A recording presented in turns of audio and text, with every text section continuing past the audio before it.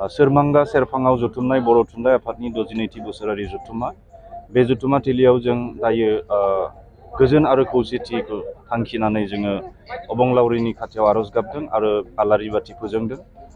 बे आलारि बाथिनि सोराङा जेन जोंनि गोसो सिङाव थाखोमानाय हिंसा एना एनि बेफोर गासैखौबो बोखारनानै स्रां लाबोनानै होफैयो। बेनि थाखाय जों अबं गसाइनि खाथियाव आरज गाबदों आरो मिजिंथिदों जोंनि बर' माहारिनि गेजेराव गोजोन आरो खौसेथिनि जि बिथा बे गोख्रोंसिन जागोन।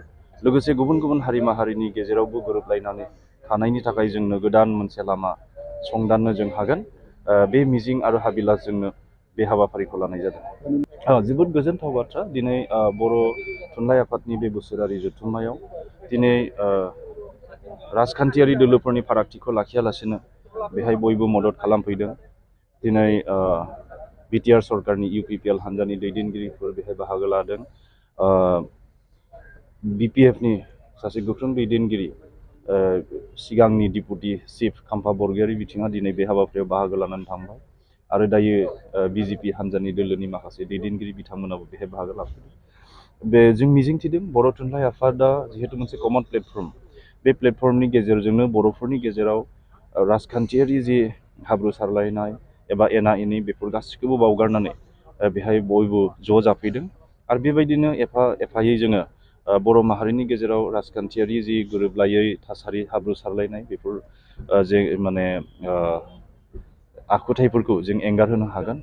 जोंनि गेजेराव माहारियारि खौसेथिया आरो गोख्रोंसिन जागोन बेखौ मिजिंथिदों आरो गुबुन गुबुन हारि माहारिनि मानसिफ्राबो बे जथुम्मायाव मदद खालामदों। बेजों बे ओनसोलनि सुबुंफोरनि गेजेराव मोनसे जि इउनिटि बेनि बिथाया स्ट्रंसिन जागोन, गोख्रोंसिन जागोन।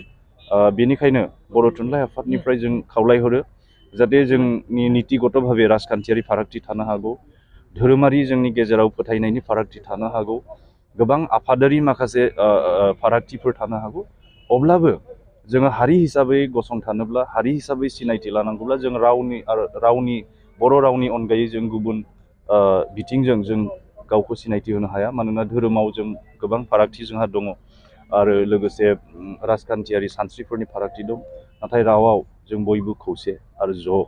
बेनिखायनो बर' रावखौ सिबिनायनि गेजेरजोंनो मोनसे हारि हिसाबै जों खौसे जानो हायो, मोनसे हारि हिसाबै जों दावगालांनायनि मोनसे लामा संदाननो हायो आरो बे जथुम्मानिफ्राय बेखौनो जों खावलायो। बे गोथार फोथाराव दिनै जोङो बर' थुनलाइ आफादनि खुंगा 62थि जथुम्मानि बे नैथि सानाव जोङो गासैबो दिनै बेवहाय ज' जानानै जोङो गोजोन आरो खौसेथि जोंनि गेजेराव जाहाथे बिदा फंबाय अनलायलायनाय आरो इउनिभार्सेल ब्रादारहुड बेखौ जों लाबोनो हायो।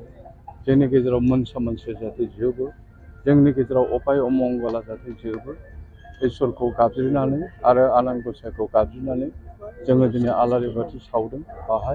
बाहाय गोबां माने जोंनि हारिमायारि आफादजों लोगोसे बाहाय अनसायगिरि बिथांमोना बाहागो लादों आरो जों आसा लाखिदों जे जोंनि गेजेराव जिथुनिखि फारागथि दङ, जोंनि गेजेराव माने असान्थि एबा गोजोन गैयै जिथु थासारि बे जाहाथे माने गोजोनै खौसेयै जोङो मुलुग संसाराव सिगांलांनो हायो, बेखौनो जोङो आर'ज गाबदों, आनान गसाइनि खाथियाव आर'ज गाबदों।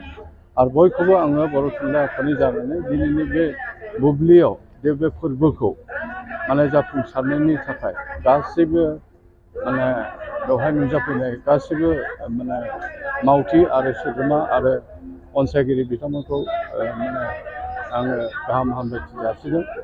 आसा लाखियो जे इयुननि समाव जोङो बर' फिसा हिसाबै जोङो गोजोन थासारि आरो खौसेथियै जों खामानि मावनो हालांगोन आरो बड'फा उपेन्द्रनाथ ब्रह्मनि जिथुनिखि गेरेमसा बर' माहारि दानाय बे सानथौ सानस्रिजों जों जाहाथे दावगालांनो हायो।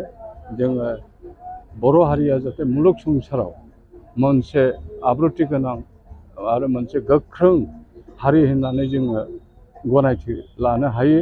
बेखिनिखौनो दिनै जों बे रानि खालायस्रि फोथाराव जों ज' जानानै दिनै बे आलारि बाथिखौ सावदों।